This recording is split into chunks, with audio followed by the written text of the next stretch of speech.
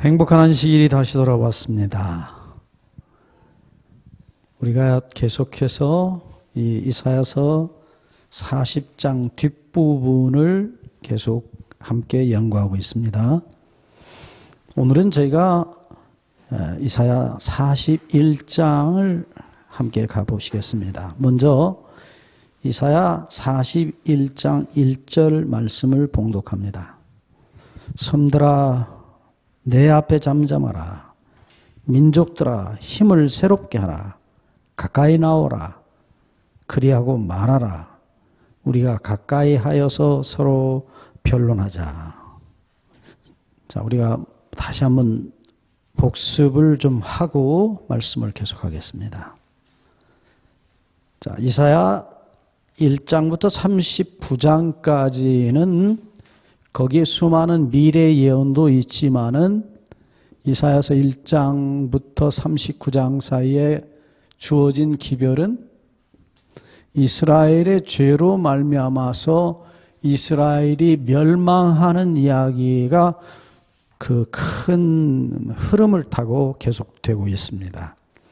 특별히 우리 지난번에 보셨지만 이사야 39장 마지막 말씀을 보시면 히스기야가 하나님의 구원을 잊어버리고 자기의 그저 많이 가진 보물과 그리고 이스라엘의 번영을 자랑하다가 하나님을 잃어버린 그 결과로 이사야 선지자를 통해서 너희가 바벨론으로 다 옮김받고 이 예루살렘이 멸망할 것이라 그렇게 말씀하세요. 그게 이사야 39장까지의 기록입니다. 그리고 40장 1절을 보시면 드디어 이제 후반부라고 보아야 되겠죠. 이 이사야 40장 1절을 보면 위로하라, 위로하라. 간절히 위로하라는 말입니다. 히브리 말의 나함이라는 위로하라는 단어의 강조형입니다. 흔히 이것을 하나님께서 이스라엘을 위로하라고 그렇게 소리를 바라시는 그 뒷배경에는 그 복역의 때가 끝났고 그들의 죄를 배나 갚았다 그러셔요. 그것은 다시 말하면 예루살렘이 멸망한 다음에 하나님께서 이스라엘을 회복시키겠다고 말씀하시는 자, 이 굉장히 중요한 이야기입니다. 자, 우리 조상 아담이 범죄하고 멸망당할 수밖에 없었는데 그 아담을 다시 살리셔서 에덴을 다시 살리셔서 회복시키시는 하나님의 사랑의 섭리를 우리는 이 사건들 속에서 비유적으로 볼 수 있는 것이에요. 참으로 이 성경은 계속해서 말씀을 드렸지만은 어떤 인간적인 그저 육신의 혈통을 따라서 기록한 족보가 있을 뿐 아니라 영적인 신앙의 족보를 따라서 기록한 족보가 혈통이 따로 있어요. 그러니까 인간 역사에 보면 인간들이 육체로 자식을 낳고 또 자식을 낳고 그래서 역사가 쭉 흘러가는 것 같지만은 하나님의 눈에는 하나님께 모든 것을 맡기고 회개하고 용서받고 거듭난 사람들의 족보가 따로 있어요. 그 흐름이 따로 분명히 존재합니다. 그래서 겉으로 보이는 인간 역사의 긴 혈통 속에 하나님께서 자기의 참으로 회개한 백성들, 참 이스라엘의 혈통이 존재한다는 사실을 기억하셔야 합니다. 이스라엘의 혈통입니다. 영적 혈통입니다. 지금 우리가 이 이사야서를 통해서 보는 것은 단순히 이스라엘 백성의 어떤 역사적 사건들의 이야기만이 아니에요. 그 속에 흐르고 있는 하나님께서 이 인간적인 육체적인 이스라엘 속에 영적인 이스라엘을 가지고 계시고 그들을 끝까지 구원하시고 인도하시는 구원의 역사가 이 이사야서의 이 내부를 밑을 흐르고 있는 혈통인 것입니다. 참으로 놀라운 얘기예요. 실제로 이스라엘 백성들이 멸망을 당해서 바벨론의 포로가 돼가지고 바벨론에 가서 죽도록 고생을 했어요. 그렇다고 해서 그 사람들이 회개를 했느냐? 아니요. 우리가 지난번에도 봤지만 이스라엘의 다윗의 왕위의 혈통을 따라 가보면 마지막 왕이 시드기야입니다. 예루살렘이 멸망할 때 그가 참 비참하게 죽었어요. 이게 마지막 왕이에요. 그런데 이 시드기야 왕을 하나님께서 멸망시키셨지만 남은 왕손이 있었어요. 육신적으로. 그게 누구냐? 바벨론의 포로가 되어서 가서 바벨론의 내시 환관이 된 다니엘이라는 왕손이 있었어요. 네. 그래서 하나님께서 이 다니엘을 통해서 다시 이스라엘을, 영적 이스라엘을 회복시키시겠다 하시는 약속을 다니엘서의 예언을 통해서 보이십니다. 다니엘이 2장, 7장, 8장 계속해서 마지막에는 12장까지 계속되는 예언의 역사를 통해서 하나님께서 자기 나라를, 이스라엘을 기어코 회복하시겠다고 하는 것입니다. 바벨론에 의해서 멸망을 당한 이스라엘은 결국 영원히 회복돼서 영원한 나라가 될 것이라고 다니엘 7장 27절에 말씀합니다. 거기에 그 나라를 회복시키시는 진짜 이스라엘의 본체가 되시는 인자 같은 이 예수님이 등장하시는 것입니다. 그게 다니엘 7장 14절 말씀이에요. 인자 같은 이가 옛적부터 항상 계신 자에게 나아가서 나라를 받습니다. 나라와 권세와 영광을 받습니다. 그리고 그가 구름을 타고 오셔서 하나님의 나라를 이 땅에서 영원히 회복합니다. 이스라엘을 회복시키시는 것입니다. 자, 그래서 지금 저희가 보고 있는 이 다니엘서의 이 긴 예언의 가장 깊은 곳에 흐르는 흐름은 분명히 하나님의 나라의 이스라엘의 회복입니다. 이사야서는 바로 그 이야기를 이사야가 살던 그 역사적 환경에서 예언을 하고 말씀을 합니다. 하나님께서 이사야가 마지막으로 섬겼던 히스기야 왕이 결국은 하나님의 은혜를 저버리고 망령된 짓을 하고 그 후손들이 드디어 멸망하는 모습. 이것은 어쩔 수 없는 모습이에요. 이스라엘 백성들에게서 아주 위대한 개혁자들이 태어났지만 히스기야, 마지막으로 누굽니까? 요시야. 이런 왕들의 그 피눈물 나는 노력에도 불구하고 이미 기울어진 이스라엘의 운명은 내리막길을 달리고 있었어요. 왕이 문제가 아니었어요. 이제는 백성이 왕과 함께 더불어 타락해서 우상을 섬기는 일에 너무 익숙해서 그 이스라엘이 이 우상을 섬기는 맛을 보았기 때문에 더 이상 그들은 하나님께로 돌아갈 수 없었어요. 왕이 아무리 해봐도 백성은, 귀족들은, 제사장 계급들은 그 일이 너무 예쁘고 너무 아름답고 너무 달콤했기 때문에 우상을 만들어 섬기고 그 쾌락에 빠졌어요. 그러니까 예레미야를 통해서 하셨던 똑같은 말씀이에요. 제사장이나 백성이 일반이에요. 똑같아요. 선지자도 돈을 받고 예언을 해주고, 요즘 같으면 돈 받고 점치는 사람들처럼. 그러니까 이건 어디서 어떻게 개혁을 할 수가 없어요. 근본적으로 아주 바닥부터 썩었어요.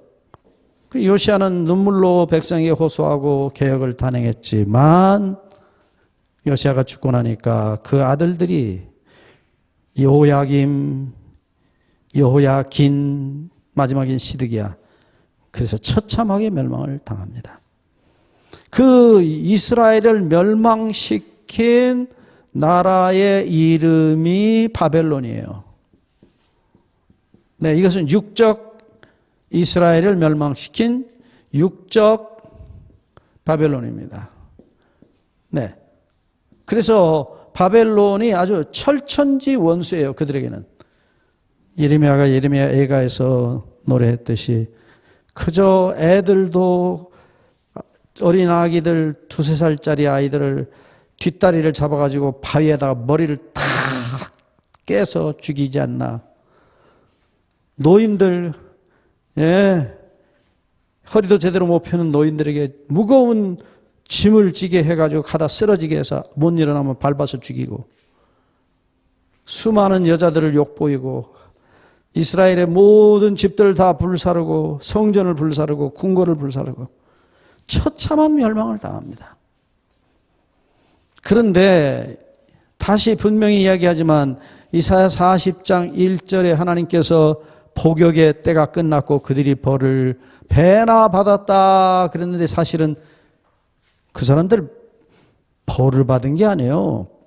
그렇게 벌을 받으면서도 우리가 예레미야나 에스겔서를 읽어보면 그들은 포로가 돼서 노예가 돼서 잡혀갔을 때에도 말하기를 우리가 이 바벨론 이방 사람들이 섬기는 우상을 섬기고 하늘의 여황 달신을 섬기고 해신을 잘 섬겼더라면 이 바벨론 나라같이 웅대한 큰 나라가 제국이 됐을 텐데, 우리가 괜히 예레미야니 그 다니엘이니 그런 친구들 말 듣고 어설프게 뭐 어쩌고저쩌고 여호와께로 돌아간다고 해서 우리가 이 모양 이 꼴이 됐다.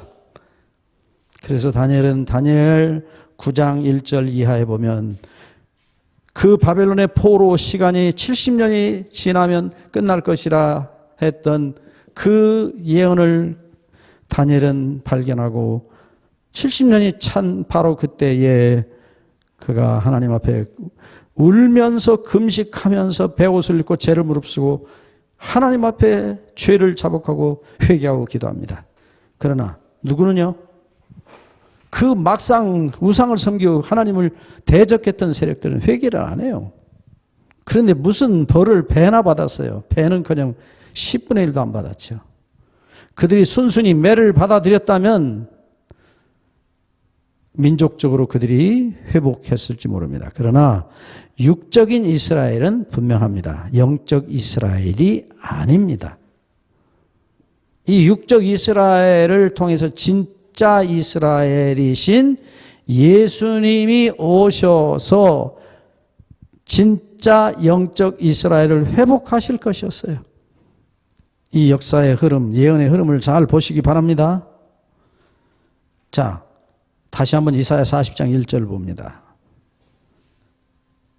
분명히 말합니다. 위로하라, 내 백성을 위로하라. 2절, 너희는 정다의 예루살렘에 말하며 그것에게 외쳐 이르라. 그 복역의 때가 끝났고 그 죄악의 사함을 입었느니라. 그 모든 죄를 인하여 여호와의 손에서 배나 받았느니라. 다시 얘기합니다. 육적인 이스라엘은 몇몇 영적 이스라엘인 다니엘과 같은 몇몇 사람들에 의해서 회개하고 그들의 죄를 용서받았지만 실제로 민족적으로는 그들은 참으로 회개하지 않은 것입니다. 그래서 막상 이제 페르시아 왕 바사 왕 고레스가 명령을 내려서 너희들 고향 땅으로 돌아가서 예루살렘을 짓고 성전을 다시 지으라 하는데도 안 돌아가는 거예요. 왜요? 바벨론에 와서 죽도록 매맞고 고생해서 이제 세월이 많이 지나서 하다못해 지방칸이라도 마련하고 이 바벨론 성에서 돈도 벌어서 이제 제법 살만한데 또 다시 예루살렘에 가서 그 무너진 성을 다 다시 지으라. 어마어마한 작업이에요. 그게 돌을 다 하나씩 옮겨서 날마다 그 성을 쌓아야 되는데 그 얼마나 어려운 일이겠어요. 힘든 일이겠어요. 돈도 없고요. 가서 또 그렇게 하다 보면 다 헌금 내고 나면 가난하게 살기 뻔한데 고생하고 헌금 내고 안 한다? 안 갔어요. 많은 사람이 안 갔어요. 에스라와 느헤미야가 그들을 데리고 가려고 했지만 그들 중에 많은 사람은 바벨론 땅에 주저앉았어요. 바벨론이 멸망했어도 안 갔어요. 이게 이스라엘이에요. 근데 무슨 벌을 배나 받았다고요? 아니거든요. 왜 하나님께서 위로하라고 하시는가요? 여기 이사야 40장 1절에 말하는 위로하라는 말이 히브리어로 나함이라는 단어예요. 위로. 깊이 숨쉬다는 나함이라는 단어의 번역입니다. 깊이 숨쉬다. 어느 때 깊이 숨쉬느냐? 한탄할 때 깊이 숨쉬고, 후회할 때 깊이 숨쉬고, 그리고 위로할 때 깊이 숨쉽니다. 나함이에요. 그러면 생각해 보세요. 그 사람들이 참으로 나함, 진심으로 후회해서 깊은 숨을 쉬었습니까? 아니요. 하나님을 원망하죠. 대적하죠. 그런데 하나님께서 위로하라고 그래요. 위로하라. 똑같은 단어입니다. 나함. 재밌는 얘기죠. 그러니까 엄밀하게 말하면 이스라엘은 회개하지 않은 거예요. 근데 회개도 안 했는데 하나님께서 그 사람들을 위로하라고요? 이 말에 앞뒤가 안 맞는 얘기입니다. 모르겠어요. 다니엘 같은 사람은 위로를 받아서 당연하겠죠. 진심으로 깊이 숨쉬고 한탄하고 후회했기 때문에, 회개했기 때문에. 그러나 막상 이스라엘 백성 중에는 진심으로 위로를 받을 만한 사람이 많지 않았어요. 흔히 남은 자라는 표현이 나타납니다. 이사야서 이제 앞부분에서 남은 자손에 대한 얘기를 저희들이 잠깐 했습니다. 이것은 하나님의 은혜로 남은 자손이에요. 자기들이 스스로 후회하고 탄식한 게 아니에요. 하나님의 성령의 감동하심, 하나님의 위로와 용서를 알고 경험한 사람들이 다니엘처럼 눈물로 금식하며 회개한 것이에요. 그래서 여기서 우리 기억하셔야 합니다. 하나님께서 육적으로 이 멸망당한 이스라엘을 육적으로 회복시키시는 방법으로 쓰셨던 인물이 바사왕 고레스예요. 지금 저희가 41장에서 이제 이 바사왕 고레스에 관한 예언을 찾아보려고 해요. 이스라엘을 멸망당한 곳에서 회복시키시는 모습이에요. 그래서 기억하셔야 합니다. 이 이스라엘을 회복시키는 이방 나라 왕, 이스라엘 왕이 아니에요. 이 이방 나라의 왕인 바사왕 고레스를 통해서 하나님께서 이스라엘을 해방을 시켜요. 바벨론의 손아귀에서. 그게 이제 이 41장에 나타난 이야기입니다. 41장 이제 드디어 좀 가보겠습니다. 하나님께서 41장 1절에 말씀합니다. 섬들아, 내 앞에 잠잠하라. 민족들아, 힘을 새롭게 하라. 가까이 나오라. 그리고 말하라. 우리가 서로 변론하자. 여기 변론하자라는 말이 나오죠. 여기 변론한다는 말이 본래 말이 무엇이냐? 이게 이것은 제가 지금 개혁판이 아닌 옛날 성경을 읽었어요. 그런데 여기 개정개혁판에는 뭐라고 되어 있냐? 변론하자가 아니고 서로 재판 자리에 가까이 나가자. 그렇게 번역했어요. 여기 재판이라고 되어 있고 옛날 개혁 성경에는 변론이라고 되어 있는데 이 단어가 무엇이냐면 심판이라는 단어예요. 미시파트라는 히브리 단어입니다. 미시파트, 심판. 우리 그러니까 좀 따져보자. 재판해보자. 왜 하나님께서 여기 41절에 이스라엘을 부르지 않고 섬들을 부르십니까? 민족들을 부르십니까? 이건 세상 앞에 공개적인 재판을 하신다는 말씀이에요. 온 우주를, 이 세상의 모든 민족을, 모든 사람을 앞에 놓고, 자, 내가 내 백성에게 한 일이 뭐가 잘못됐는지 한번 보자. 또 이제 40장 1절 2절의 말씀대로 내 백성을 위로하라 그랬는데, 위로하라는 그놈들은 더 혼나고, 잘못하면 이거 회개 안 하니까 다 그냥 멸망시켜도 아무 문제 없는 이런 못된 인간들을 놓고 하나님께서 위로하라고 하셨는데, 그 위로하라고 하는 말의 뜻이 뭐냐, 근거가 뭐냐, 무슨 이유로 그렇게 하셨느냐, 그거를 이제 설명을 시작하시는 거예요. 그러니까 40장과 41장 분리되어 있잖아요. 쭉 연결되어 있어요. 사람이 너무 기니까 장수를 중간중간 나눈 것 뿐이에요. 그래서 이 이야기가 어디까지 가느냐, 66장까지 가요, 사실은.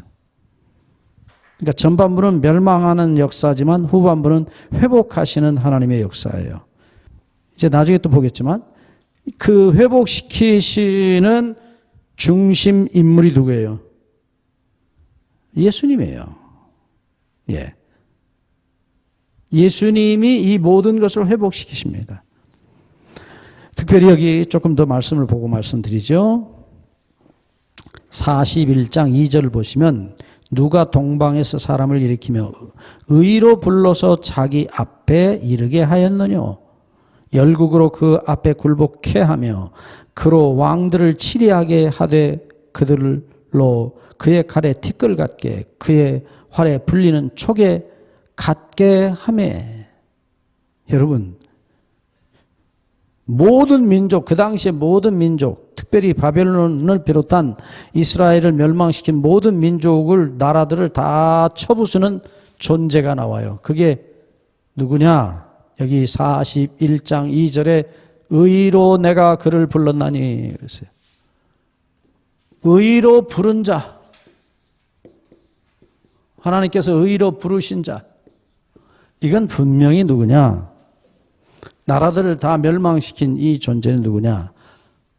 바사왕, 페르시아왕 고레스입니다. 페르시아. 여러분들 영어를 쓰시니까 영어 표기가 낫죠.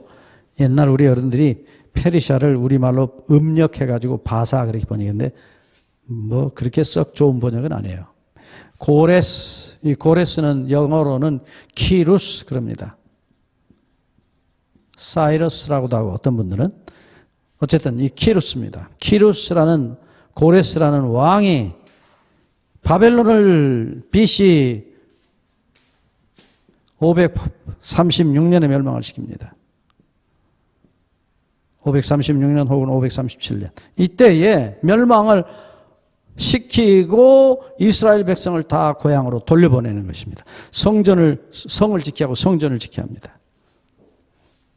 네, 그런데 이 고레스는 실제로 아주 좋은 품성을 가진 왕이었다고 그래요. 대단히 마음이 너그럽고 모든 사람을 포용하는 그런 왕이었다고 그래요. 근데 하나님께서 이 고레스에 대한 이야기는 뒤에 계속해서 나와요. 이 이야기가 계속 반복되는데, 특별히 이사야 44장과 45장에 보면 이 왕의 아주 이름을 직접 부르셔요, 하나님께서. 바벨론을 멸망시키겠다. 그리고 성전을 지켜야겠다. 성을 지켜야겠다. 구체적으로 나와요. 그리고 어떻게 그렇게 예수님하고 똑같은지 그의 이름도 똑같아요. 하나님의 목자. 나의 기뻐하는 자. 한두 가지가 아니에요. 하나님께서 그 앞에 모든 세상 나라를 다 굴복시키시는 자. 영락없이 예수님이거든요.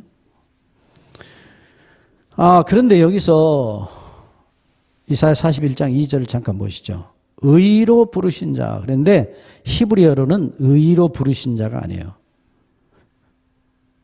의를 부르셨다 그렇게 돼 있어요. 의를 부르셨다. 그러니까 이 고레스라는 왕은 하나님이 심판하시는 일에 있어서 이 고레스라는 왕은 하나님의 심판을, 의로운 심판을 그대로 집행하시는 자라, 그런 뜻이에요. 예.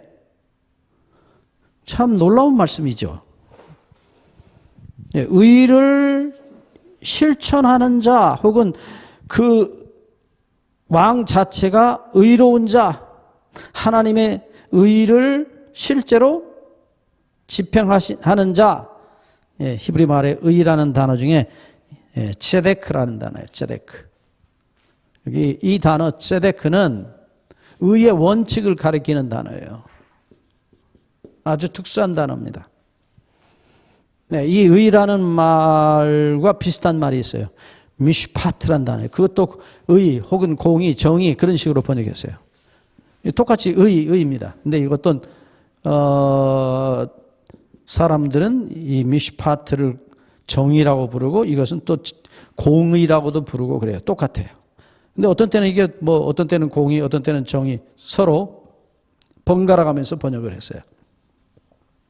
그럼 뜻이 뭐냐? 이건 나중에 1시간 좀 자세히 공부해야 됩니다. 이 미슈파트라는 정의라고 표현한 이 단어는 샤파트라는 히브리 말의 다스리다라는 동사의 명사형 중에 하나예요. 예, 다스리다, 통치하다. 뭘 가지고 통치하죠? 법을 가지고요. 그래서 이 미슈파트는 심판이라고도 번역하고 공의라고도 주로 많이 번역을 해요. 그러니까 재판하는데, 나라를 다스리는데 법대로 해야지. 다스리는 왕이 자기 마음대로 다스리면 그거는 나라가 아니에요. 우리나라도 요즘에 문제가 많죠. 예, 법치주의가 되지, 법이 다스릴 치자. 잘못하면 인치가 돼요. 사람이 다스려요. 자기 마음대로 해요. 이랬다 저랬다 마음대로. 그건 안 돼요. 하나님의 나라는 법치주의예요. 그래서 하나님은 자기 법을 영원히 세우셨고, 이 법이 미슈파트에 나타난 이 속에 들어있는 정의, 법적인 정의입니다. 이 법에 의한 정의로 다스린다, 심판한다 할 때 미슈파트라는 단어를 썼어요. 주로 그랬어요. 그런데 여기 나와 있는 정의 혹은 공의라는 단어는 그 단어와 조금 다른 ጼ데크라는 단어. 이것은 똑바르다, 공평하다, 구부러지지 않고 반듯하다. 이 미슈파트, 정의로 다스려서 공평하게 되어진 마지막 결과를 말할 때 주로 이 단어를 썼어요. ጼ데크라는 단어를. 나중에 자세히 한 번은 공부하셔야 돼요. 많은 분들이 이 두 단어가 똑같이 공의, 정의했기 때문에 뭐 어떤 때는 그렇고 어떤 때는 아니고 그래서 혼란스러워합니다. 근데 아니에요. 성경의 흐름은, 중요한 흐름은 분명히 미슈파트는 법에 의해서 법이 말하는 대로 다 이루어지는 것을 미슈파트라고 했어요. 정의. 근데 여기 지금 이사야 41장 2절에서 말하는 이 의라는 단어는, 의로 부르신 자 할 때 이 단어는 미슈파트가 아니라 ጼ데크예요. 이 ጼ데크는 뭐라고요? 결과예요. 결과. 모든 것이 공평하다. 똑바르다. 근데 그것은 미슈파트가 만드는 거예요. 그러니까 법에 의한 심판에 의해서 공평하게 되어지는 거예요. 예를 들어서 하나님께서 아브라함을 의롭게 여기셨다. 그때 이 ጼ데카, 여성 명사로는 ጼ데카 그래요. 그 ጼ데카는 엄마가 아이를 낳듯이 의가 아기를 낳아서 그것이 결과물로 나타난 상태, 결과를 강조할 때 ጼ데카라는 말을 주로 써요. 어떨 때는 혼돈에 쓰지만 그렇게 대부분 경우에 그렇게 썼어요. 그러니까 이것도 나중에 한번 이 단어들 가지고 한번 공부하기를 바랍니다. 아주 소중한 단어들이에요. 어찌됐든 하나님께서 이 고레스를 부르신 것이, 그 고레스가 의인은 아니에요. 그런데 하나님이 그를 사용하시는 데 있어서 하나님은 공평하시다는 얘기예요. 왜요? 바벨론이 하나님의 백성들을 얼마나 잔인하게 잡아 죽이고 괴롭혔습니까? 예. 그저 적당히 매를 때리라고 했더니 잡아다가 밟아서 죽여버린 거예요. 하나님의 심판의 도구로 바벨론에 쓰였어요. 예. 하지만 그들은 심판을 넘어서서 죽여버린 겁니다. 이스라엘을 밟아서 죽여버렸어요. 그래서 하나님께서 이 바벨론을 그 너무 오버해서 못된 짓을 한 하나님께서 그들에게 주신 그 권력을 이용해서 하나님의 백성들을 잔인하게 죽이고 성소를 다 불태워버린 이 바벨론을 의로 심판하십니다. 그래서 다시 41장 2절로 돌아갑니다. 조금 어렵지만 이 배경을 여러분이 확실히 아시고 42장을 읽으셔야 돼요. 한 번 더 읽겠습니다. 41장, 죄송합니다. 41장 2절을 봅니다. 누가 동방에서 사람을 일으키며, 동쪽이에요. 바벨론 나라 동쪽에서 일어나요. 의로 불러서 자기 앞에 이르게 하겠느냐. 열국으로 그 앞에 굴복하게 하며 그로 왕들을 치리하게 하되. 고레스가 완전히 세상을, 그 당시 세상을 정복합니다. 중동을 완전히 통일해버려요. 자, 이제 조금 더 가보겠습니다. 3절입니다. 그가 그들을 쫓아서 그 발로 가보지 못한 길을 안전히 지났나니. 무슨 얘기예요? 예, 계속 나라들을 정복해 갔다는 것입니다. 그래서 어디까지 정복했냐면 이집트, 애굽까지 정복을 해요. 그래서 그 당시 모든 이스라엘의 포로들을, 노예들을 다 해방시키시는 것입니다. 나중에 보겠지만 이 고레스는 예수님의 모형이에요. 예수님의 모형입니다. 이거 우리가 어느 날 좀 자세하게 배우겠습니다. 네, 고레스는 특별히 재림하시는 예수님의 모형이에요. 재림. 여러분,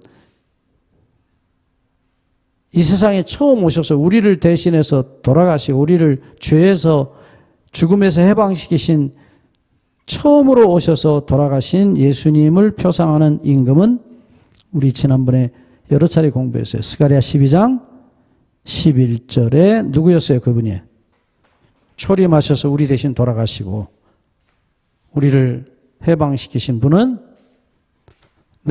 유다 왕 요시아입니다. 이 요시아는 이스라엘 백성을 대신해서 나가서 죽었어요. 이건 초림 예수에 대한 모형이에요. 초림 예수님의 모형은 유대 왕이었어요. 유대 나라 왕 요시아고요. 그래서 나중에 재림하셔서 영원히 우리를 해방시키고 이 땅을 회복시키시는 초림이 아닌 재림 예수님에 대한 모형은 바사왕 고레스입니다. 이 고레스가 바벨론을 멸망시켜요. 바벨론을. 근데 실제로 이 바벨론, 지구 역사의 마지막에 있을 바벨론은 분명히 영적 바벨론이에요. 이제 옛날 바벨론이 아니에요. 이게 영적인 바벨론. 이게 뭡니까?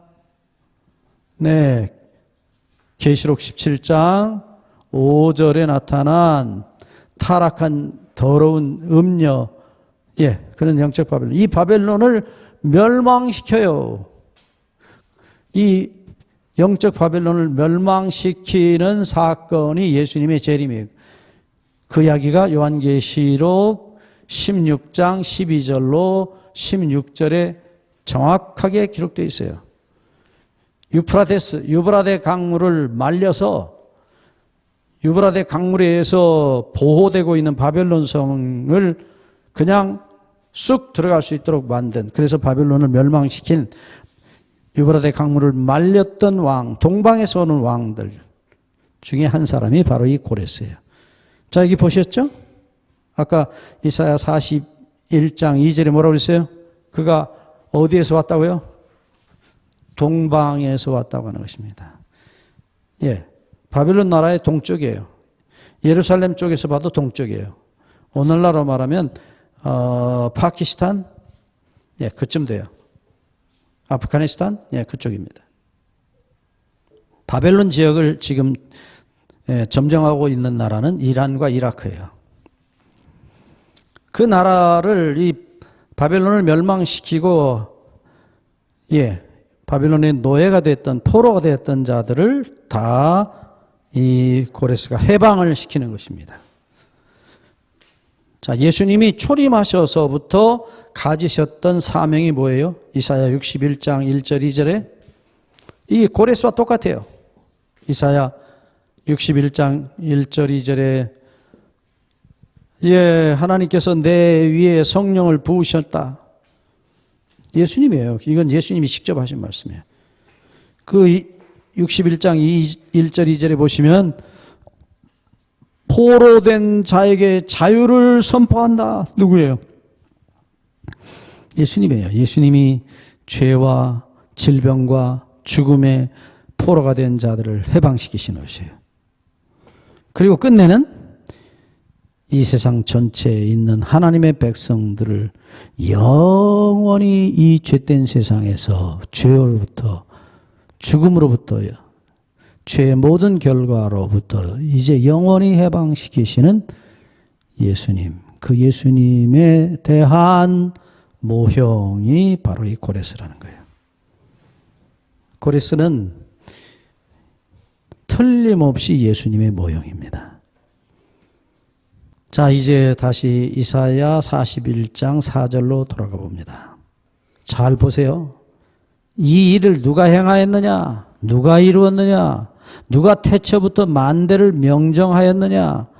나 여호와라. 태초에도 나요 나중 있을 자에게도 곧 내가 곧 그니라. 자, 보세요. 여기 이사야 41장 4절을 보시면 누가 이 일을 행했으며 누가 이루었느냐? 누가 태초부터 만대를 명하여 이렇게 정했느냐? 누구라고요? 하나님께서 분명히 말씀하세요. 뭐라고요? 아무도 아니라는 거예요. 바로 내가 했다고 말씀합니다. 나 곧 여호와니라 말씀하셔요. 나 여호와니라. 이 예언을 다 하시고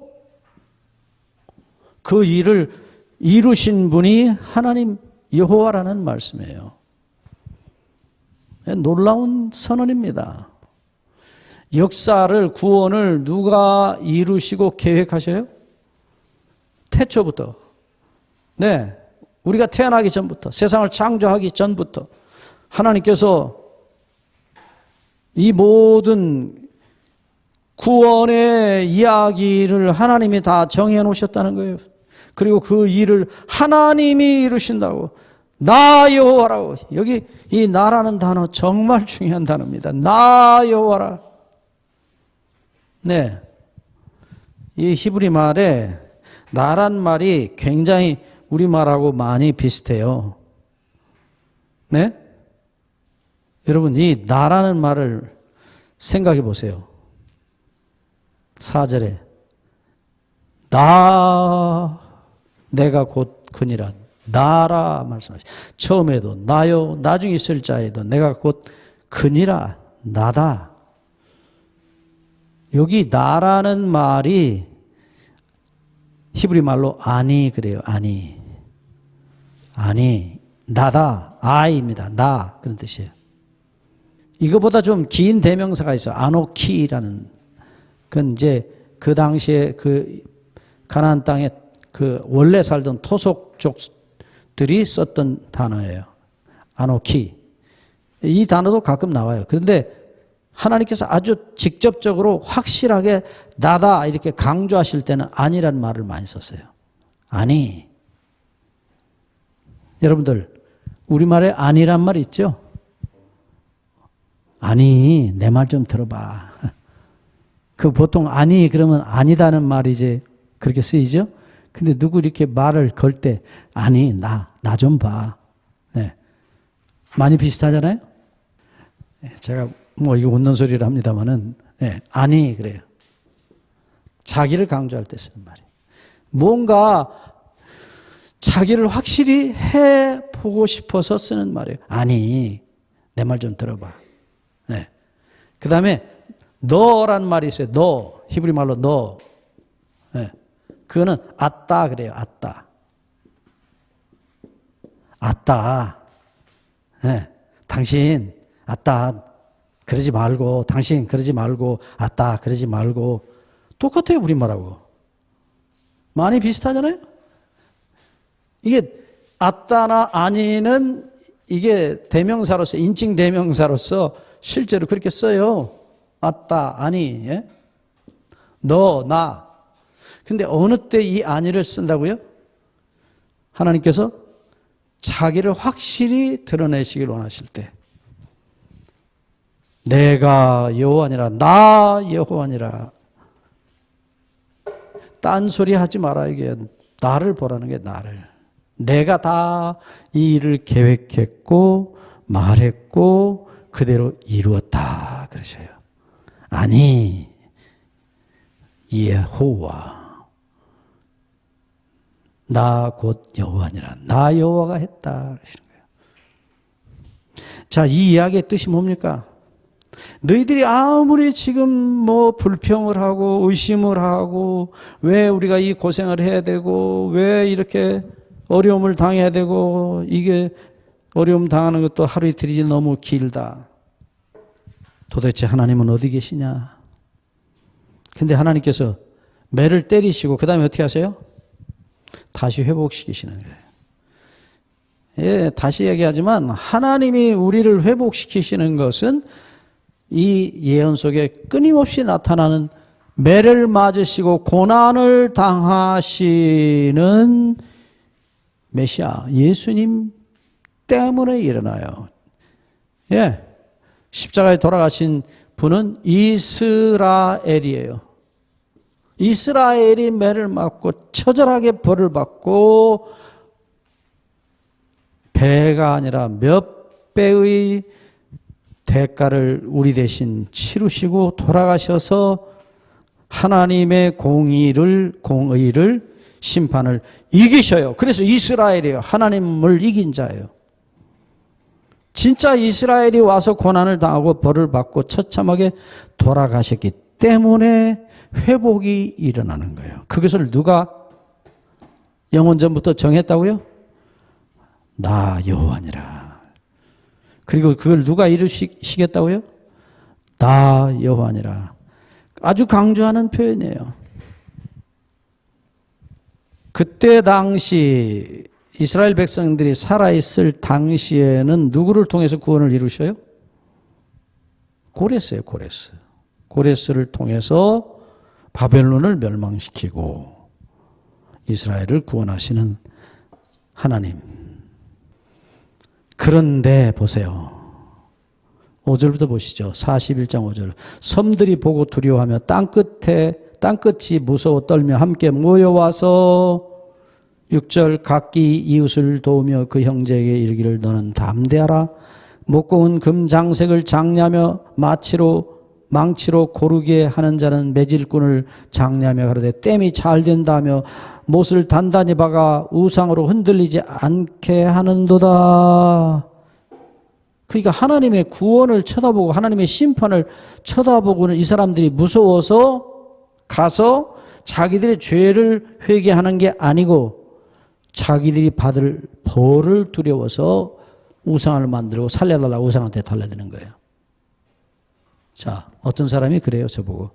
목사님, 나는요, 신앙을 하는 이유가 지옥 안 가려고 해요. 이거 헛신앙이죠. 알긴 알아요.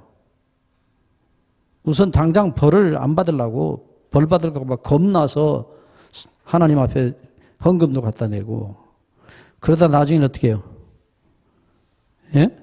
그것도 아닌 것 같으니까 그 돈을 무당한테 갖다 주고 구슬하고, 그 다음에 에이 모르겠다. 그리고 될 대로 되라. 그리고는 가서 실컷 먹고 쓰고 즐기고 못된 짓을 해요. 여기 그 얘기예요. 그 얘기가. 그러니까 참으로 죄를 미워하고 죄를 버리는 회개가 일어나지를 않아요. 다만 무엇이 무서워서요? 하나님의 벌과 심판이 무서워서. 그들은 무서워 떨며 함께 모여서 우상을 만들고 잘한다 지들끼리. 8절 이하의 말씀 봅니다. 8절. 그러나 나의 종 너 이스라엘아, 나의 택한 야곱아, 나의 벗 아브라함의 자손아, 내가 땅 끝에서부터 너를 붙들며 땅 모퉁이에서부터 너를 부르고 내게 이르기를 너는 나의 종이라 내가 너를 택하고 실어버리지 아니하였다 하였노라.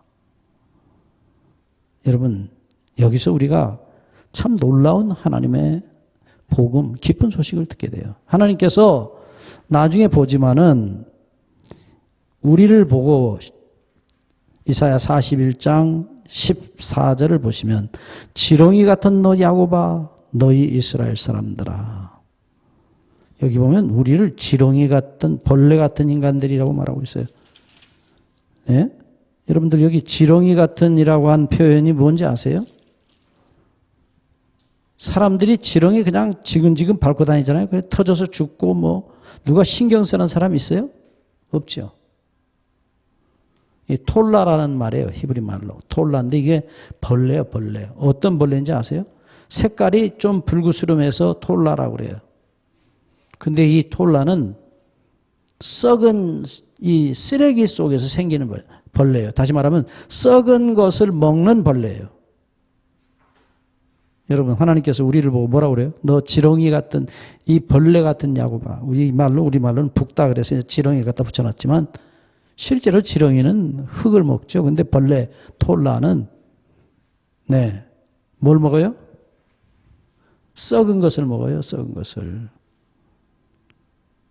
그래서 출애굽기 16장 20절에 보시면 만나를 걷어다가 욕심껏 갖다 쟁여놓고 이제 내일 모레 며칠 동안은 안 나가도 되겠다. 거기까지 나갔다가 돌아오려니까 힘들고 일주일치 갖다 싸놓자. 싸놓으면 어떻게 됐어요?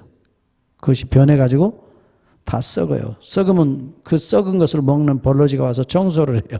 그 벌레를 톨라라고 그래요. 자, 그냥 벌레가 아니고 무슨 벌레요? 썩은 것을 먹는 벌레예요. 예. 근데 우리 보고 하나님께서 뭐라고 그래요? 너 톨라 같은 야곱아 그래요. 무슨 소리예요? 세상에 썩은 것을 우리는 좋아해요? 세상의 쾌락? 예? 음식도 썩은 음식. 대표적인 게 뭐예요? 술이요. 술은 쌀이 썩은 거예요. 예? 자, 여러분, 우리가 어떤 존재예요?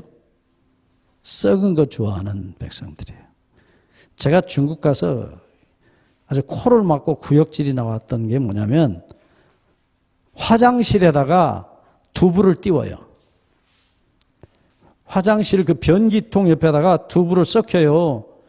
그 이름이 썩은 두부예요. 그 썩은 두부를 맛있다고 그렇게 잘 먹어요.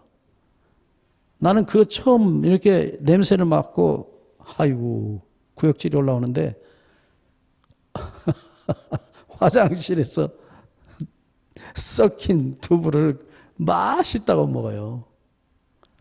그것도 맛들이면 맛이 있는지 모르지만 어찌됐든 우리가 어떤 존재예요? 썩은 것 먹는 버러지. 이 지렁이 같은 너 야곱아 그러셔요 하나님께서. 자, 우리가 다음 안식일에 계속 이 말씀을 공부할 겁니다.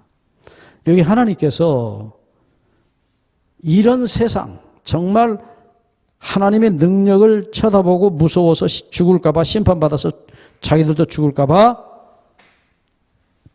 도망가서 우상을 만들어 놓고 우상 보고 이제 살려달라는 거예요. 예?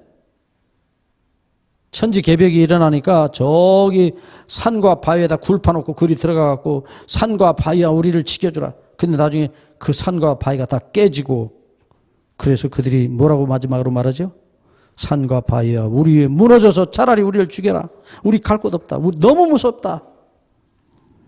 그들은 가지고 있던 금우상, 은우상을, 보물우상을 과학쥐들한테 그 굴 속에서는 과학쥐들한테 다 던지고 두더지들한테 던지면서 차라리 우리를 죽여주라 그래. 이게요 지금 현재 우리 모습이에요. 오늘 교회 안에도 돈을 사랑하는 사람들이 그 썩을 돈들 금 우상을 만들어 놓고 그걸 의지하고 살고 있어요. 그거 있으면 어떤 어려움이 와도 우리는 안 죽는다. 달러는 다 떨어지고 한국 돈도 다 떨어져서 휴지가 돼도 이 금덩어리는 우리를 살려준다. 요즘에 금이 그렇게 유행이에요. 근데 그들이 그것을 만들고 그것을 의지하고 금이 나를 살려줄 것이라고, 보물이 나를 살려줄 것이라고 했던 그 사람들이 그것들을, 그 보물들을, 금을 두더지와 박쥐에게 던지면서 차라리 구라 사나 무너져서 우리를 덮으라고, 차라리 우리를 죽여주라고, 하나님의 심판의 날이 왔으니 누가 능히 서리하고 통곡하는 마지막 모습을 우리는 보게 돼요. 그 모습이 여기 그대로 기록되어 있어요. 그런데 하나님께서 뭐라고 말씀하셔요? 그런 와중에 우리를 찾아오셔서 이사야 41장 8절, 그러나 나의 종 너 이스라엘아, 나의 택한 야곱아, 나의 벗 아브라함의 자손아. 이게 벗이란 말이 친구란 말인데요, 히브리 말로는 아하브, 사랑하다는 말의 강조형 동사예요. 강조형 이제 동사의 분사형인데 무슨 얘기인지 아세요? 이 친구라는 것은 너무나 사랑하는 거예요. 어떤 때는 자기 마누라보다 더 사랑하는 게 친구예요. 그래서 마누라한테도 못할 얘기를 친구한테는 해요.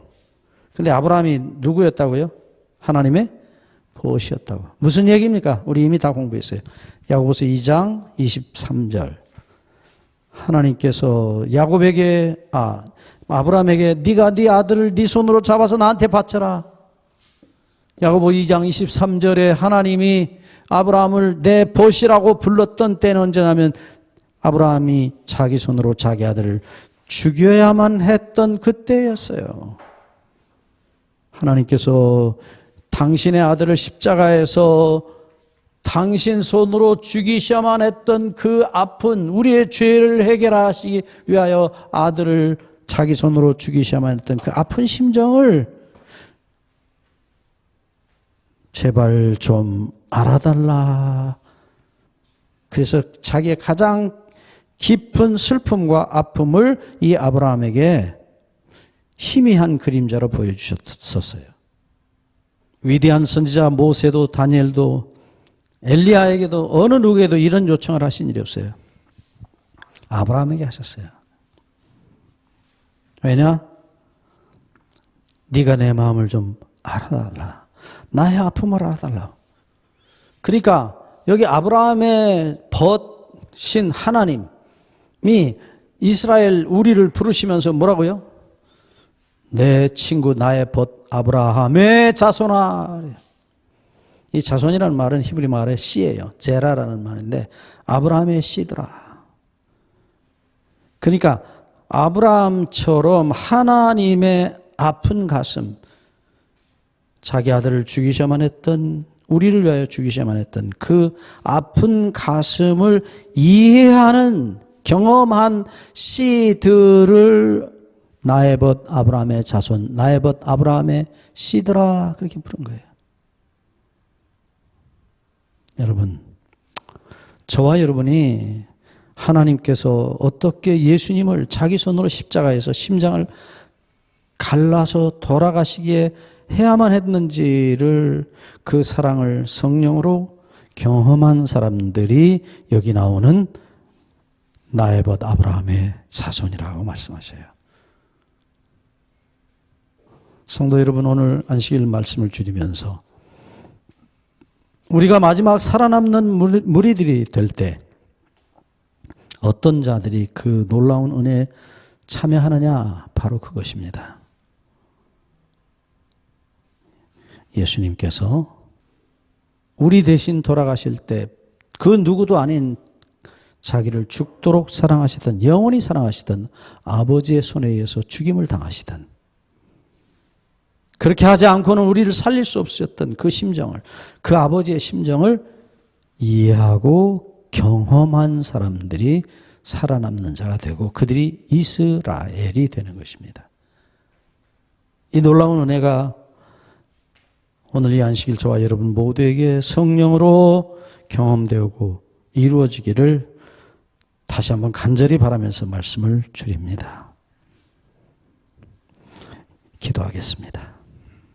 하나님 우리 아버지, 다시 한번 아버지의 그 아픈 가슴을 열어 보이시며 네가 내 마음을 아느냐라고 말씀하시는 아버지의 음성 다시 들려주셔서 감사합니다.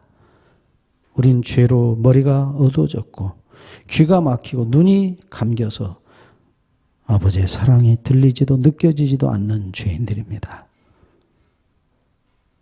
아버지, 성령으로 말미암아 우리의 눈을 여시고 귀를 여시고 우리의 머리를 여셔서 그 무한한 사랑을 다 받아들이고 아브라함의 자손 이스라엘 남은 자로서 아버지 앞에 마지막 설 수 있도록 우리를 그렇게 인도하시고 세워주시기를 예수님의 이름으로 간절히 기도하옵나이다. 아멘.